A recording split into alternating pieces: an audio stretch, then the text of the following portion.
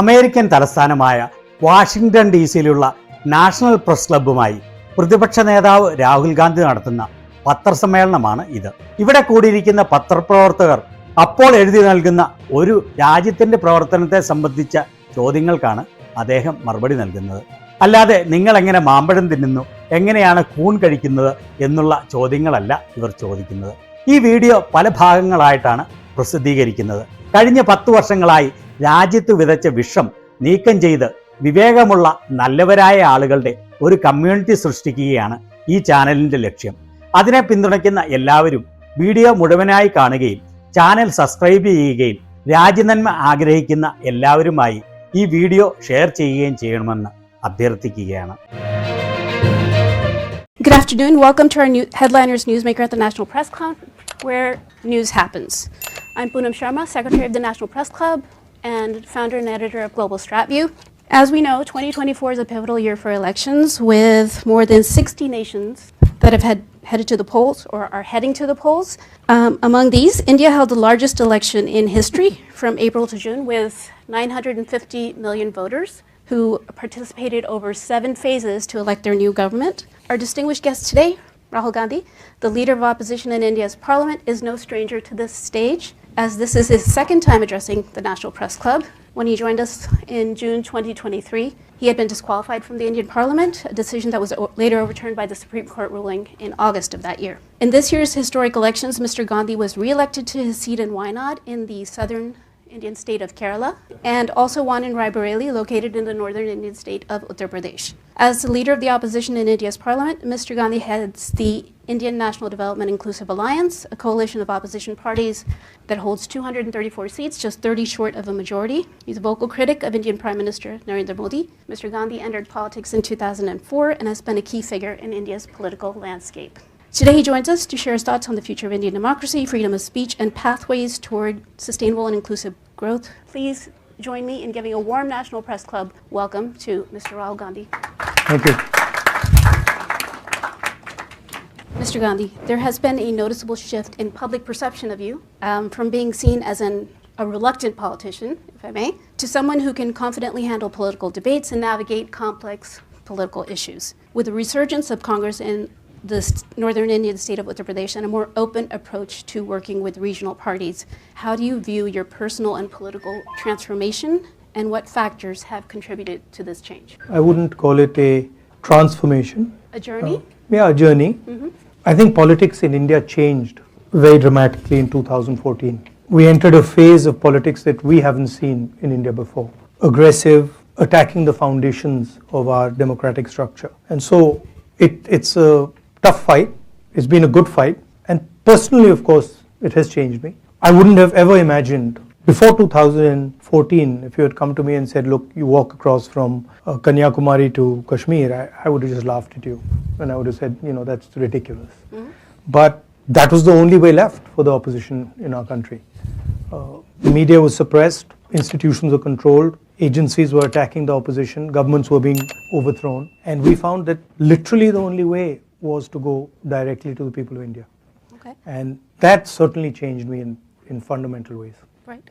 So you've done 2 marches across India. One was the Bharat Jodo Yatra, and the other one was the Nyaya Yatra? So No, one march. One march, Yeah. okay. But one was on foot. One was on foot. And the other was by car. So one went from South India all the way to Kashmir. Mm-hmm. That was by foot. That was 4,000 kilometers. And the other one was from Manipur, which, as you know, is burning, to Maharashtra. Right. You've already sort of answered this, but I still want to ask, what inspired you to take these journeys? At one level, we were forced politically to take, because all the instruments that normally work in a democracy, they just were not working. And, the media was not working, the courts were not working, nothing was working. And so we said, okay, let's go direct. And we went, and it worked. It worked beautifully.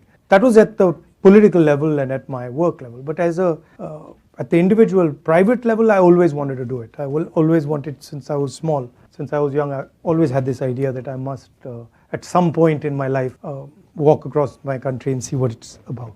Well, what an experience, and what a marvelous thing to do. So as leader of the opposition in the Lok Sabha, how do you perceive your role evolving compared to your previous responsibilities? And what new challenges or opportunities do you foresee in this position? I mean, it's an extension of what I did earlier. There's an ideological war taking place in India between the Congress and our partners and the BJP and the RSS. They are two completely different visions of India. We believe in a plural vision, a vision where everybody has a right to thrive. All imaginations are free to roam.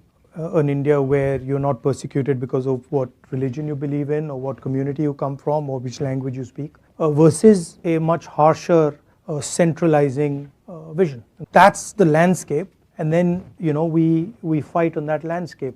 Defend India's institutions, defend the weaker sections in India, defend the lower castes, defend the tribals, minorities, defend poor people. And after the yatra, I feel try to become the voice of as many people as you can.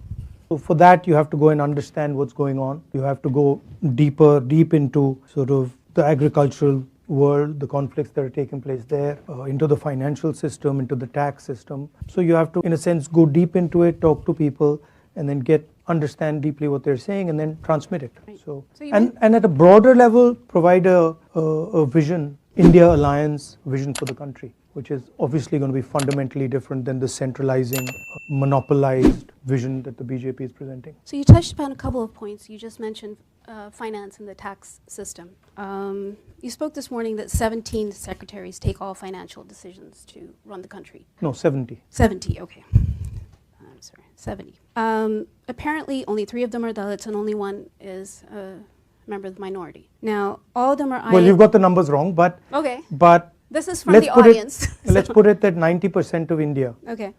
Is either tribal, lower caste or Dalit, right, or minority. And their participation in the governance of the country, in the various institutions of the country, in the media of the country is lacking. And so what we propose is a survey to make transparent the reality of how power is shared in India.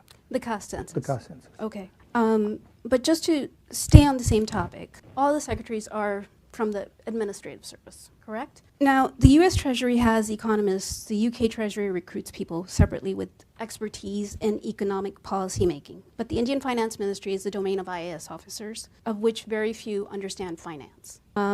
Will you professionalize the Finance Ministry, liberate it from IAS officers who criticize it, and appoint a Dalit scholar like B.R. Ambedkar? Look, the problem is much broader than that, okay? The problem is about participation of weaker sections of lower castes, in particular Dalits, across the board, right? So I'll shock you by saying that if you were to look at the top 200 corporates in India, and you were to look at their management teams, and you were to look at their CEOs, you wouldn't find anybody from the lower caste, right? You'd find only people from the upper caste. Same with the Indian media. If you look at media, you'd find that it's the preserve of upper caste. You look at the influencers on social media, you look at the big columnists, you look at the people who control the media infrastructure. Again, it's the same issue, right?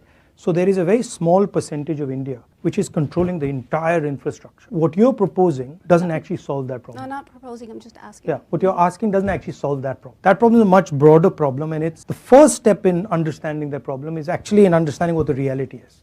So what is the participation of lower castes, of tribals, of Dalits in, for example, the corporate world? What is the participation in the media? What is the participation in our bureaucracy? The point I made about the secretaries is that if you look at the Indian government, 70 secretaries basically determine the direction of it, right? And I made this point again and again in the election that 90% of India doesn't have representation among these people. Okay,